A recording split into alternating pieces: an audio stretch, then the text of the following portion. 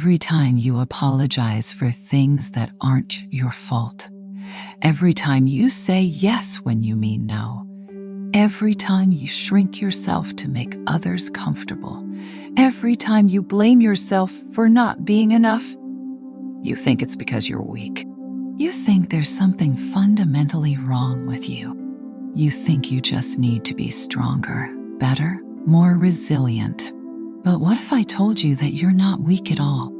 What if the problem isn't your character, your willpower, or your strength?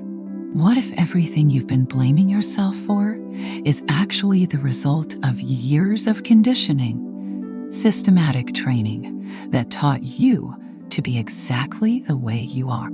You weren't born feeling like you need to earn love. You weren't born afraid of disappointing people. You weren't born believing your needs don't matter. These patterns were programmed into you through thousands of interactions, messages, and experiences that shaped how you see yourself and the world. And here's the empowering truth. What was learned can be unlearned. What was programmed can be reprogrammed. You're not fundamentally broken. You're responding exactly as you were trained to respond. And once you understand your conditioning, you can start to break free from it. Today, we're going deep. We're going to explore how you were conditioned, why these patterns developed, what purpose they served, and most importantly, how to recognize your conditioning and choose different responses. This is going to take time because this work is profound. So settle in and let's talk about something that could change your entire relationship with yourself. Let's start by understanding what conditioning actually is, because this isn't just pop psychology. This is fundamental to how humans learn and adapt. What is conditioning? Conditioning is learning through association and consequence. It's how your brain forms connections between events, behaviors, and outcomes. It happens mostly unconsciously, which is why it's so powerful and so hard to recognize. There are two main types. Classical conditioning is learning through association. Pavlov's dogs learned to salivate at the sound of a bell because the bell was paired with food. You learn to feel anxious when your phone rings with a certain ringtone because that ringtone has been paired with bad news. You learn to feel small when you hear a certain tone of voice because that tone, operant conditioning, is learning through consequences. Behaviors that are rewarded get repeated. Behaviors that are punished get suppressed. If you were praised for being quiet and obedient, you learned to be quiet and obedient. If you were punished for expressing needs, you learned to suppress your needs. But human conditioning is more complex than dog training. We also have social conditioning, learning what's acceptable by watching how others respond to behavior. If you saw your sibling get punished for crying, you learned not to cry. If you saw your mother praised for self-sacrifice, you learned that self-sacrifice is virtuous. Cultural conditioning, learning the values, beliefs, and norms of your culture. Individualist cultures condition independence. Collectivist cultures condition harmony and group needs. Your culture taught you what's normal, what's acceptable, what makes you a good person. Internalized conditioning. Eventually, external rules become internal beliefs. You no longer need someone to tell you to put others first. You believe that's who you should be. The conditioning becomes your identity. Why conditioning isn't your fault? Here's what's crucial to understand. Conditioning happens to all of us. It's not a character flaw or a weakness. It's how human brains work. As children, we're incredibly vulnerable. We depend entirely on adults for survival, love, and safety. Our brains are wired to learn quickly from our environment because that learning keeps us safe. If you grew up in a home where expressing anger led to punishment or withdrawal of love, your brain learned anger is dangerous. Suppress it. This wasn't a conscious choice. It was survival adaptation. If you grew up in an environment where love was conditional, given when you achieved, withdrawn when you failed, your brain learned love must be earned. I'm only valuable when I perform. Again, not a choice. Adaptation. If you grew up with inconsistent caregivers, sometimes loving, sometimes cruel, unpredictable, your brain learned, I can't trust people. I need to be hypervigilant and try to control situations by being perfect. Survival, duty. These adaptations made sense given your circumstances. They helped you navigate environments that were challenging, unpredictable, or unsafe. The problem is that these patterns persist long after the original circumstances have changed. You're no longer a child dependent on unpredictable parents, but you still people please and walk on eggshells. You're no longer in an environment where mistakes led to severe consequences, but you're still paralyzed by perfectionism. You're no longer powerless, but you still silence yourself. The conditioning outlived its usefulness, but it continues because it's become automatic, unconscious, and integrated into your sense of self. The insidious nature of conditioning. What makes conditioning particularly challenging is that it doesn't feel like conditioning. It feels like truth. It feels like just who you are. You don't think, I was conditioned to believe my needs don't matter. You think, my needs actually don't matter that much. I'm just being selfish for wanting things. You don't think, I was conditioned to fear conflict. You think, conflict is genuinely dangerous and bad. Avoiding it is the smart, mature thing to do. You don't think I was conditioned to earn love through achievement. You think, if I'm not achieving, I have no value. That's just reality. The conditioning has become your worldview, your belief system, your identity. Questioning it feels like questioning reality itself. This is why simply being stronger or trying harder doesn't work. You can't willpower your way out of conditioning any more than you can willpower yourself to see a different color than you're seeing. The conditioning shapes your perception itself. But, and this is the hopeful part, once you start to see the conditioning as conditioning rather than as truth, you create space for change. You can begin to question beliefs that previously seemed unquestionable. You can start to choose different responses than the automatic ones. Now let's explore specific conditioning patterns that are incredibly common.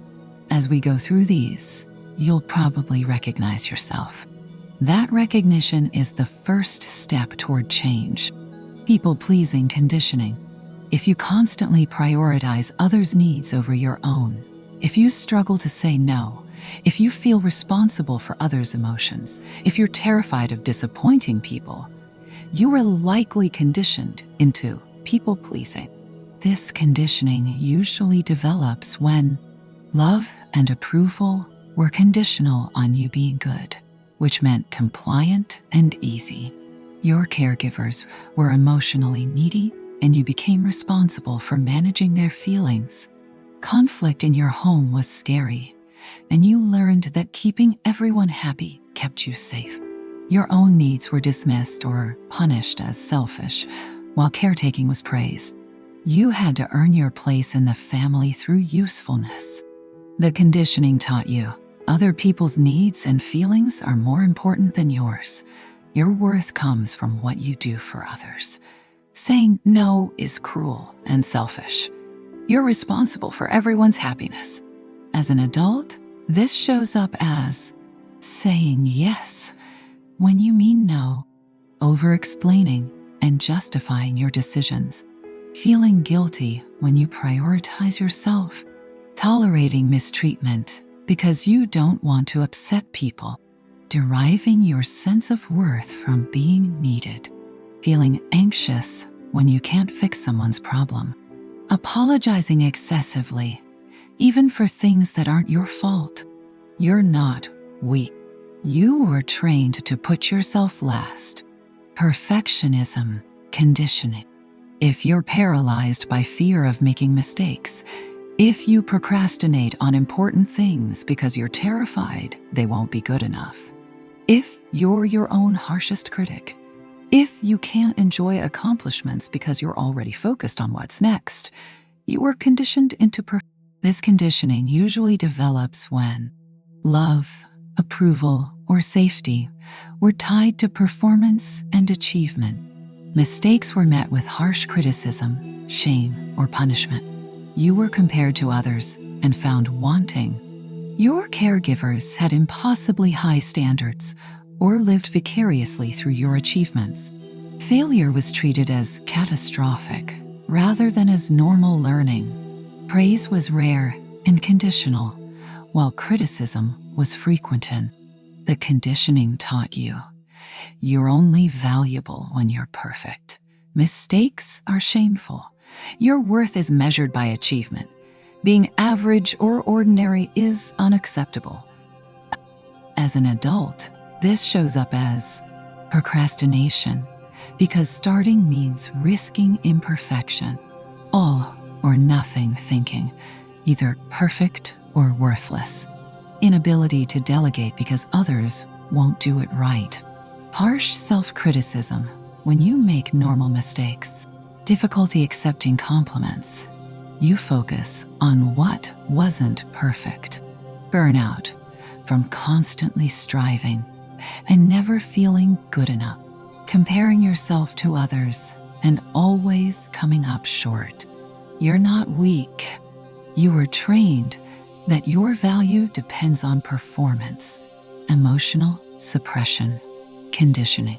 If you struggle to identify or express your emotions, if you feel uncomfortable with vulnerability, if you pride yourself on being strong and not emotional, if you disconnect from your feelings and live in your head, you were conditioned to suppress emotion.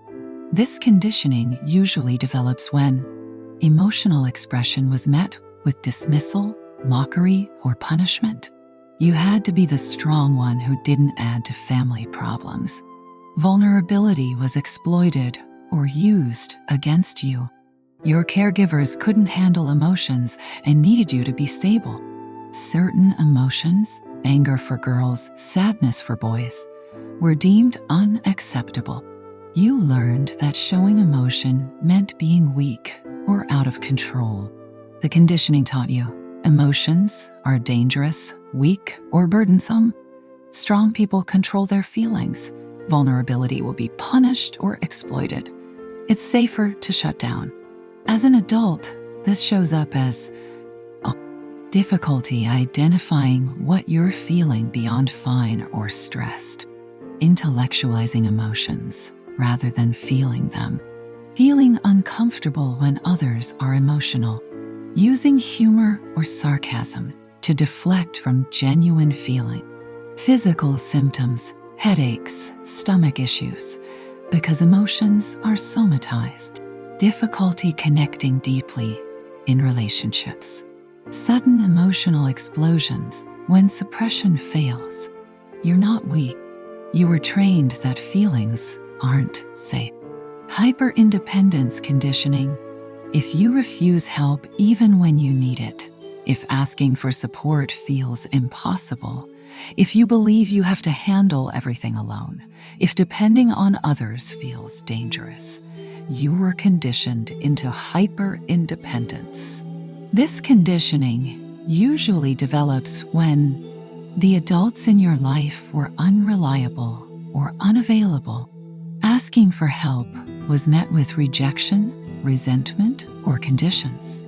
You had to grow up too fast and take care of yourself or others.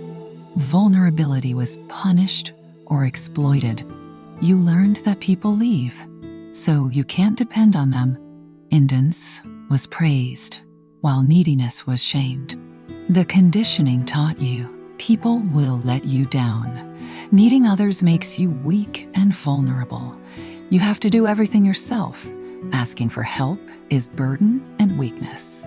As an adult, this shows up as refusing help, even when struggling, feeling uncomfortable receiving gifts or support, pride in not needing anyone, difficulty being vulnerable in relationships, doing everything yourself and burning out, pushing people away when you need them most, interpreting interdependence as weakness.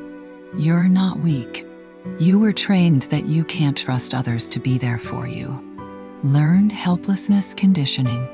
Conversely, if you struggle to make decisions without validation, if you constantly doubt yourself, if you defer to others' judgment over your own, if you feel powerless to change your circumstances, you may have been conditioned into learned helplessness. This conditioning usually develops when your choices and autonomy were consistently overridden. You were punished for independent thinking or decision-making. Your environment was unpredictable, and nothing you did seemed to matter. Authority figures insisted they knew better than you about everything, including your own experiences. Your attempts at agency were met with failure or punishment. The conditioning taught you nothing you do matters. Others know better than you. You're not capable of making good decisions. It's safer to defer to authority. As an adult, this shows up as constantly seeking permission or validation before acting, inability to trust your own judgment, staying in bad situations because you feel powerless to leave, deferring all decisions to partners, bosses, or others. Anxiety, when you have to make choices independently, believing change is impossible. You're not weak. You were trained that your agency doesn't matter. Scarcity mindset conditioning. If you hoard resources, if you can't enjoy what you have because you're worried about losing it, if you believe there's never enough, if you're constantly in survival mode, you were conditioned into scarcity thinking. This conditioning usually develops when you experienced actual scarcity, poverty, food insecurity, unstable housing, resources, money, food, attention, love were unpredictable or conditional. You had to compete with siblings or others for limited resources. Your caregivers modeled scarcity, thinking, and anxiety. You learned that good things don't last, and you need to grab what you can. The conditioning taught you there's never enough. Good things won't last. You need to constantly protect what you have. Trusting in abundance is naive and dangerous. As an adult, this shows up as difficulty spending money, even on necessities, hoarding objects, opportunities, or relationships, inability to enjoy the present because you're worried about the future, jealousy and competitiveness because you see everything as zero-sum, overworking because you fear scarcity, difficulty being generous because giving feels threatening. You're not weak. You were trained that the world is a place of scarcity where you must constantly guard against loss. Shame-based conditioning. If you have a pervasive sense that something is wrong with you, if you feel fundamentally flawed or defective, if you experience shame as your baseline emotional state, you were conditioned to carry shame. This conditioning usually develops when you were shamed for normal childhood behaviors or needs. Your identity or inherent characteristics were treated as shameful. Mistakes were treated as character flaws rather than learning opportunities.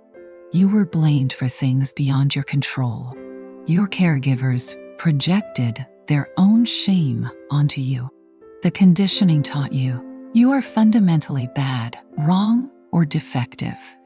Your very existence is shameful. You need to hide who you really are. As an adult, this shows up as pervasive sense of being not enough or too much, difficulty accepting compliments or love, self-sabotage when things are going well, hiding your true self from others, perfectionism driven by shame, harsh inner critic that attacks your character, not just your behaviors. You're not weak. You were trained to carry shame that was never yours to carry. Understanding where your conditioning comes from doesn't excuse anyone's behavior, but it does help you recognize that your patterns make sense given what you experienced. Let's explore the sources. Family of origin. This is usually the primary source of conditioning because it's where you spend your formative years, where your brain is most plastic, where you're most vulnerable and dependent. Authoritarian parenting conditions, obedience, and fear of authority. Children learn to suppress their own judgment and defer to power. As adults, they struggle with autonomy and assertiveness. Permissive parenting can condition entitlement or, conversely, anxiety from lack of structure. Children don't learn healthy boundaries or frustration tolerance. Neglectful parenting conditions self-reliance to an extreme degree and deep beliefs about being unlovable or unimportant.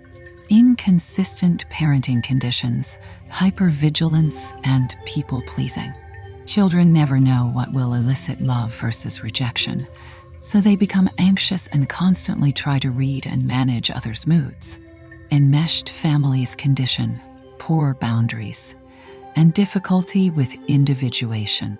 You were taught that separateness is betrayal, that you exist to serve the family system. Emotionally volatile families condition you to walk on eggshells, to suppress your own needs, to become the stabilizer or peacemaker. But here's what's important. Even parents who loved you deeply may have conditioned harmful patterns. This isn't about blame. Most parents are doing the best they can with their own conditioning. Understanding this creates compassion without requiring you to accept the harmful patterns. Trauma and adverse experiences. Trauma isn't just extreme events. It's any experience that overwhelms your capacity to cope and leaves a lasting impact. Developmental trauma, ongoing experiences in childhood, neglect, emotional abuse, witnessing domestic violence, having addicted or mentally ill parents. These shape your fundamental beliefs about yourself, others, and the world.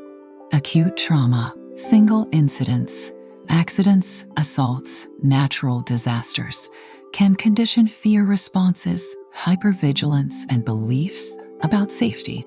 Complex trauma, repeated traumatic experiences, especially interpersonal trauma, condition patterns like difficulty trusting, emotional dysregulation, negative self-concept.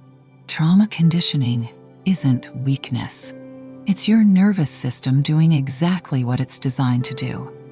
Adapt to threatening circumstances to promote survival. The problem is the adaptations persist even when you're safe. School and peer experiences. From ages 5-18, you spend most waking hours in school, where powerful conditioning occurs.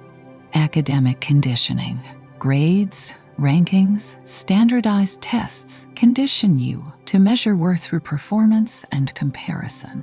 Social conditioning, peer acceptance and rejection condition beliefs about belonging, about what makes you acceptable or unacceptable. Bullying conditions, shame, hypervigilance, and beliefs about deserving mistreatment. Teacher and authority relationships reinforce or challenge family conditioning about authority, fairness, and your capabilities. Cultural and media messages.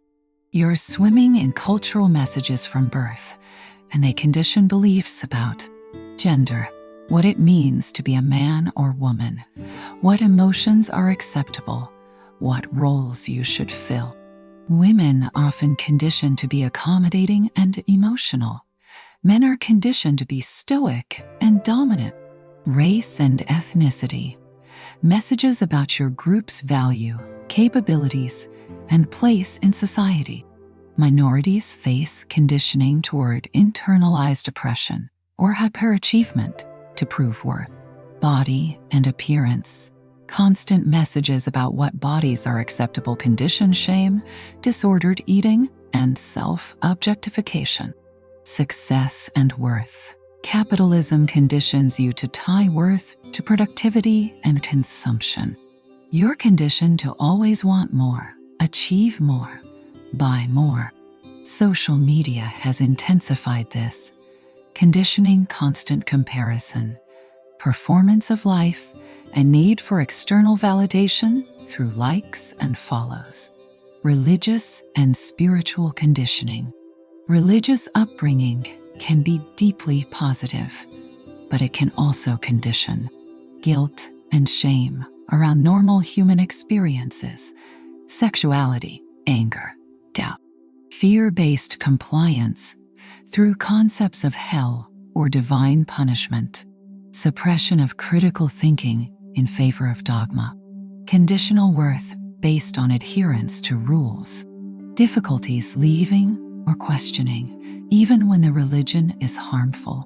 Socioeconomic conditioning.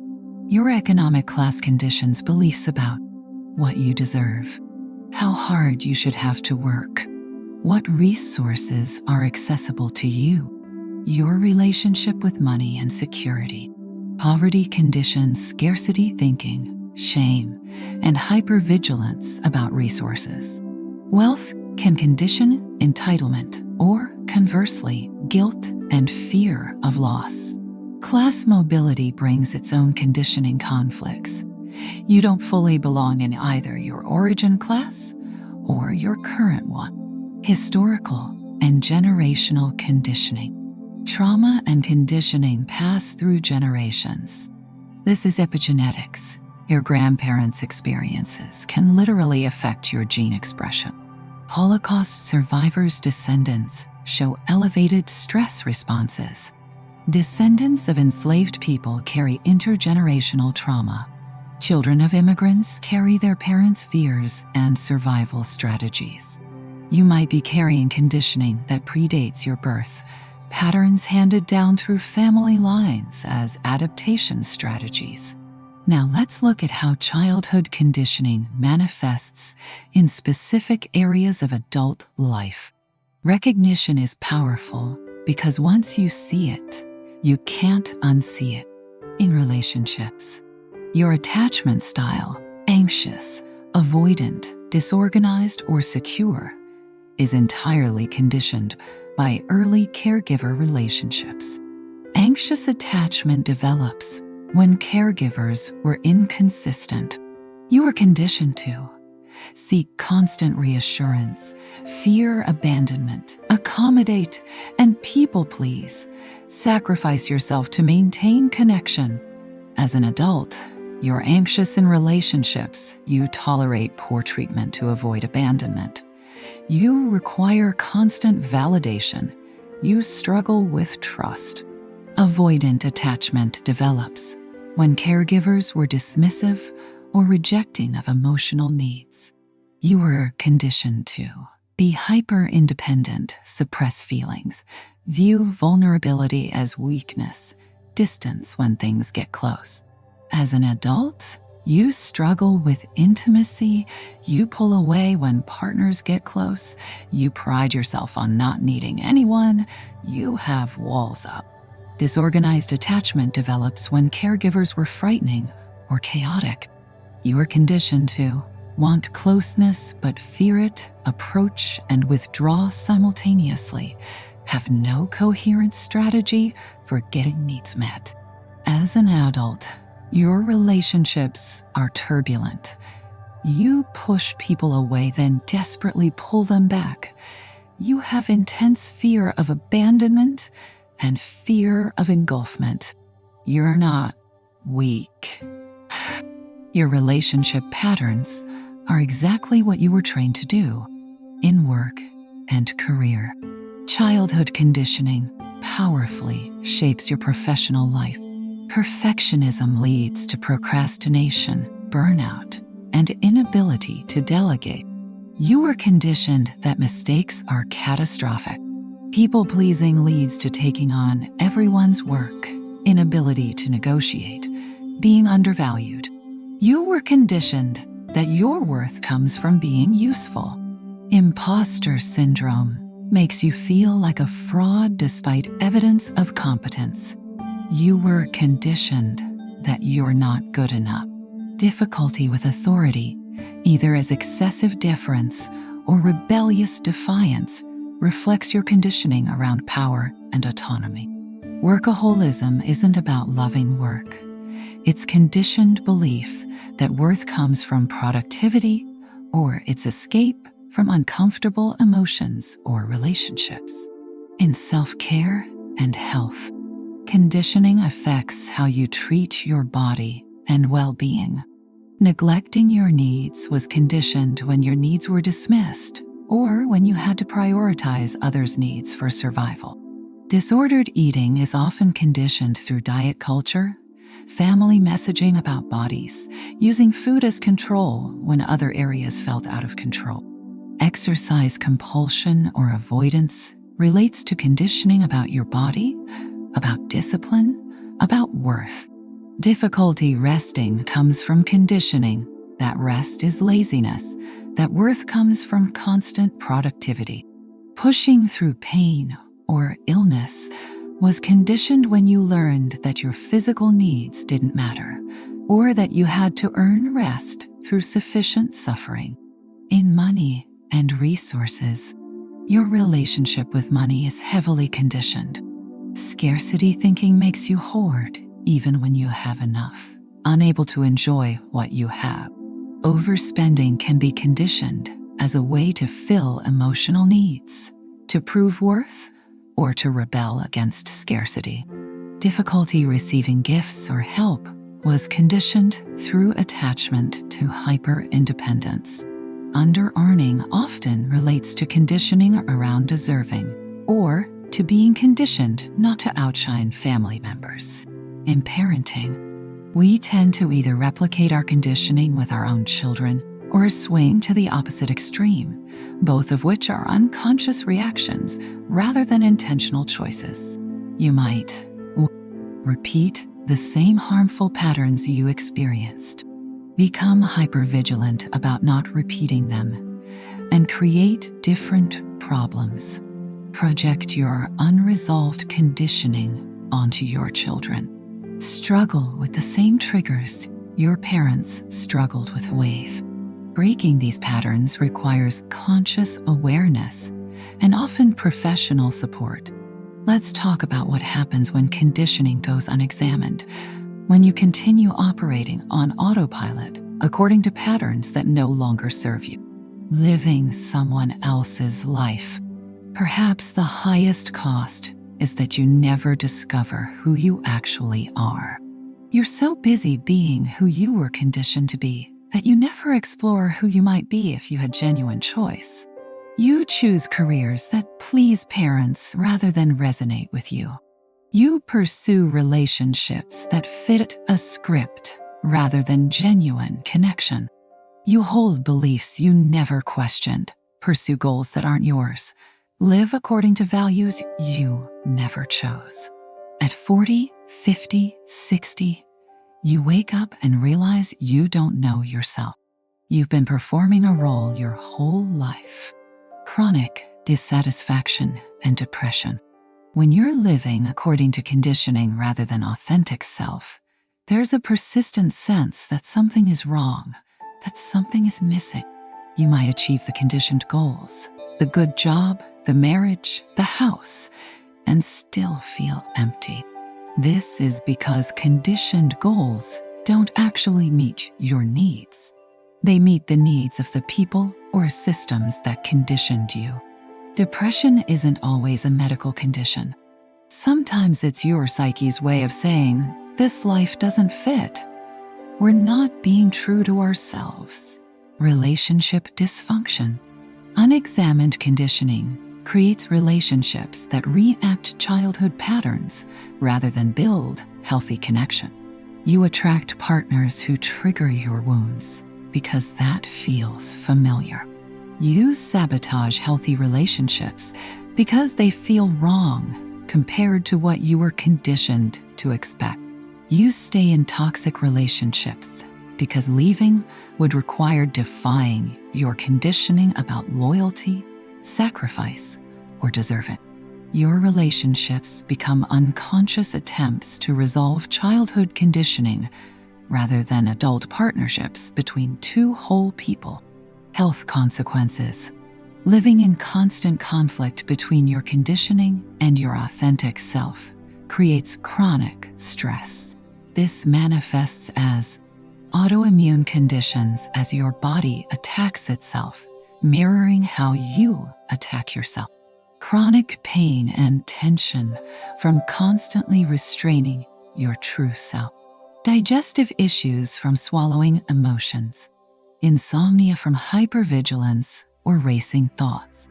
Addictions as you try to numb the dissonance. Your body keeps the score of unresolved conditioning, passing it on. Perhaps the most tragic cost is that unexamined conditioning gets passed to the next generation. You unconsciously condition your children with the same patterns that limited you. The anxious parent conditions anxiety. The perfectionistic parent conditions perfectionism. The emotionally suppressed parent conditions emotional suppression. Breaking generational patterns requires conscious awareness of your own conditioning. Otherwise, you're just repeating cycles. Limited potential. Conditioning creates invisible cages. You never pursue the career because you were conditioned to play it safe. You never create art because you were conditioned that you're not talented. You never speak up because you were conditioned to stay small. You live a fraction of your potential because conditioning convinced you this is all you're capable of or all you deserve. Chronic self-betrayal. Every time you act according to conditioning rather than authentic self, you betray yourself. You say yes when you mean no. You pretend to be fine when you're not. You pursue goals you don't want. You stay in situations that harm you. This chronic self-betrayal erodes self-trust and self-respect. You stop being able to believe your own mind because you're constantly overriding it. Now we get to the practical work. How do you actually identify your specific conditioning patterns? This is detective work, and it requires honesty and self-compassion. Notice your automatic responses. Conditioning lives in automaticity. When you react without thinking, when responses are immediate and feel inevitable, that's likely conditioning. Pay attention to what makes you immediately anxious or uncomfortable, what you do without conscious choice, patterns that repeat across different situations, reactions that seem disproportionate to current circumstances. For example, someone gives you a compliment and you immediately deflect or minimize. That automatic deflection is conditioned. Somewhere in your past, you learned that accepting compliments was arrogant, unsafe, or would lead to higher expectations you couldn't meet. Identify your triggers. Triggers are emotional reactions that are stronger than the current situation warrants. They're windows into conditioning. If someone's mild frustration makes you panic and over-apologize, that's likely conditioned from an environment where anger was dangerous. If someone needs your help and you immediately feel resentful, even though the request is reasonable, that's likely conditioned from being made responsible for others' needs. If you feel intense shame when you make a small mistake, that's conditioned from an environment where mistakes led to severe consequences. Triggers reveal your conditioning. Write them down.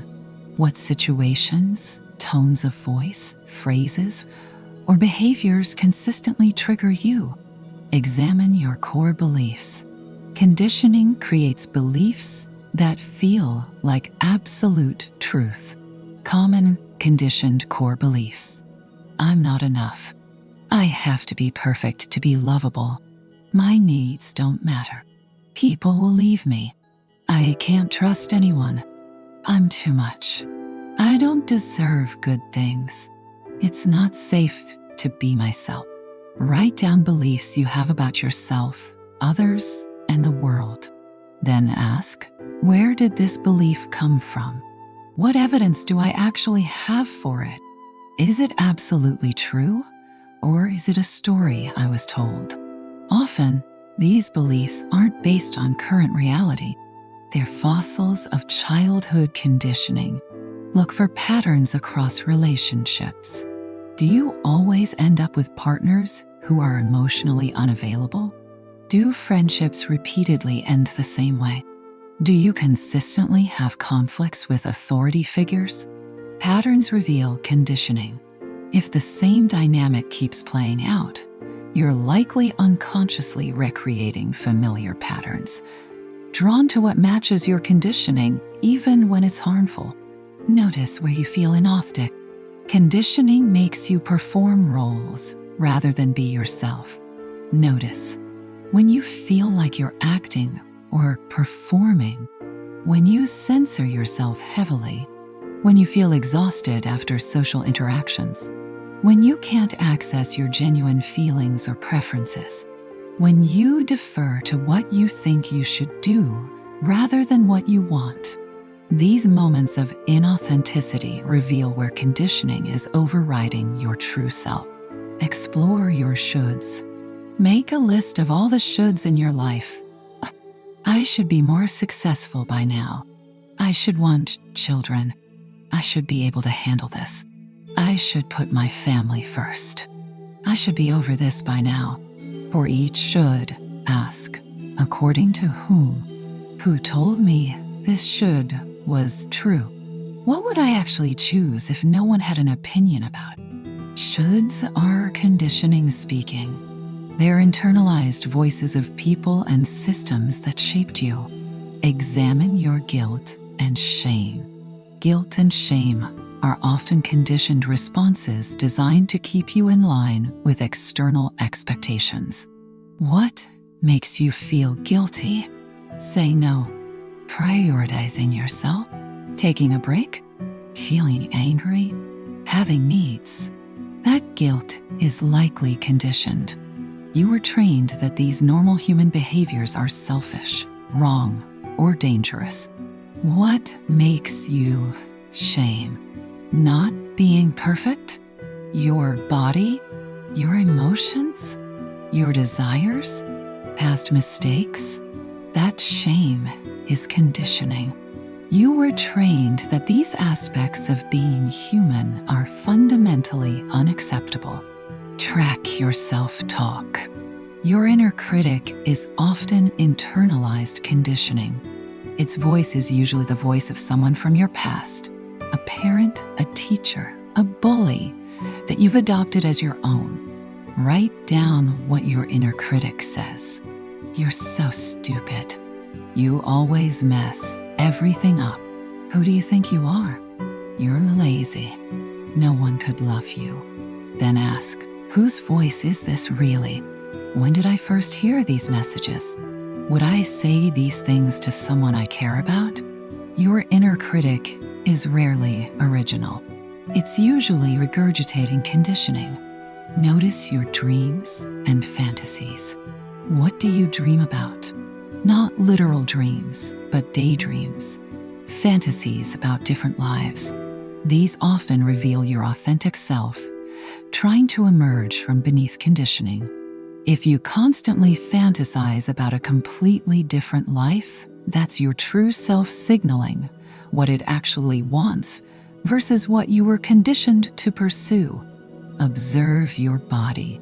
Your body holds conditioning, even when your mind has rationalized it away. Notice physical sensations. Where do you hold tension? Shoulders, jaw, stomach? What situations make your heart race? When do you feel constriction versus expansion? What makes you feel heavy versus light? Your body knows. It tenses when you betray yourself, relaxes when you're authentic. It constricts around conditioning, expands toward truth. Ask what you do without fear. Much conditioning operates through fear. If you weren't afraid of rejection, of failure, of judgment, of consequences, what would you do differently? This question bypasses rationalization and goes straight to what conditioning has prevented. Seek outside perspective. Sometimes we're too close to our conditioning to see it. Therapy, coaching, or honest conversations with trusted friends can reveal blind spots. Tell someone about a pattern you struggle with. Often, they'll immediately see the conditioning you can't. That sounds like what your mom used to say, or you do that in every relationship, or you're recreating the dynamic from your family. Understanding conditioning is crucial, but the real work is deconditioning, actively choosing different responses and creating new neural pathways. This is possible, but it requires conscious effort and patience. The process of deconditioning isn't about erasing what happened to you. You can't unlearn what you learned. Instead, it's about creating new learning that competes with and eventually overrides old conditioning. Think of conditioning as a well-worn path through a forest. You've walked that path thousands of times. Deconditioning is about consciously choosing to walk a different path, even though it's harder at first because there's no clear trail. At first, the old path will still be tempting. Your brain will default to it because it's familiar, automatic, and feels like just who you are. But every time you choose the new path, you make it a little clearer, a little easier. Eventually, the new path becomes the default. Step 1. Awareness and non-judgment. The first step is simply noticing conditioning without beating yourself up about it. When you notice yourself people-pleasing, instead of "I'm so weak, I should be stronger," try, "Oh, there's my people-pleasing conditioning. That makes sense given my childhood." When you notice perfectionism paralysis, instead of harsh self-criticism, try "My conditioning is making me believe I have to be perfect." But that's not actually true. This compassionate awareness creates space between stimulus and response. You're no longer unconsciously reacting. You're consciously observing your conditioning in action. Step 2. Question the conditioning. Once you've identified a conditioned pattern, question it. Is this belief actually true? Conditioning. My needs don't matter. Question. Do my needs truly not matter? Or was I taught they don't matter? What evidence do I have either way? Does this pattern serve me now? Conditioning. Perfectionism that prevents you from starting projects. Question. Is this perfectionism actually helping me achieve good work? Or is it preventing me from creating anything at all? What would be different if I didn't believe this? Conditioning. I can't trust anyone. Question. If I could trust selectively, what would change? What opportunities might open up? Who benefits from this conditioning? Sometimes conditioning serves systems rather than you. Who benefits from you believing you're not enough? Who benefits from your perfectionism? Who benefits from your silence? Step 3. Experiment with different responses. Knowledge alone doesn't create change. You have to practice new behaviors. Start small with low-stakes experiments. If you're conditioned to people please, say no to a small request. Let someone be disappointed without fixing it. Express a preference different from the group's. Don't apologize for something that isn't your fault. If you're conditioned toward perfectionism, submit something good enough rather than perfect. Make a deliberate small mistake and observe that nothing catastrophic happens. Set a timer and stop when time's up, rather than endlessly revising. Ask for help instead of doing everything yourself. If you're conditioned to suppress emotions, name one feeling you're having out loud. Cry if you need to, even if it feels uncomfortable. Express mild frustration instead of stuffing it down. Share something vulnerable with a safe person. If you're conditioned toward hyperindependence, ask someone for a small favor. Accept help when offered. Share a struggle instead of pretending everything's fine. Let yourself be cared for. Each experiment is data. It teaches your nervous system that the new behavior is safe, that the feared consequences don't materialize, that different responses are possible. Step 4. Tolerate the discomfort. New behaviors will feel wrong at first. This is crucial to understand. Your conditioning will sound alarms. This is selfish. When you set a boundary, you're being weak. When you ask for help, you're going to fail. When you try something imperfect, people will abandon you. When you're authentic, this discomfort doesn't mean you're doing something wrong. It means you're doing something new. Your nervous system is habituated to the old patterns. Anything different triggers alarm bells. The work is learning to tolerate this discomfort without reverting to old patterns. Breathe through it. Remind yourself this is just your conditioning protesting change, not actual danger. Over time, and this takes longer than we'd like, the new behaviors start to feel more natural. The alarm bells quiet. New neural pathways strengthen. Step 5. Reparenting yourself. Much conditioning came from inadequate parenting. Deconditioning involves reparenting yourself, giving yourself what you needed but didn't receive.